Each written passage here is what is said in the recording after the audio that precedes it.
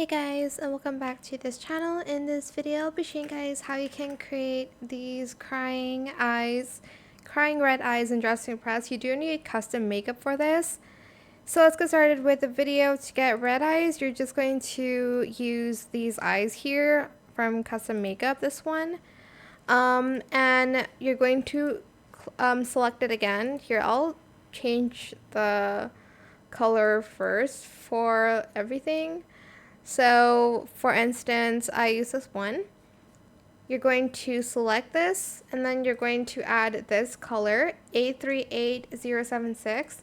Then for the second one, you're just going to choose black or just use black. You cannot change the eye color. And then for the tears, you're just going to use this. There is another one, I think. No, it's not this one. If you go down a little bit more, there should be like a teary-eyed one if you want to add one.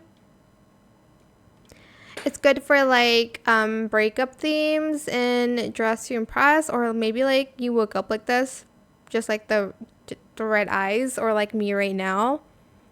You can use it for those themes, I guess. I'm trying to like find the other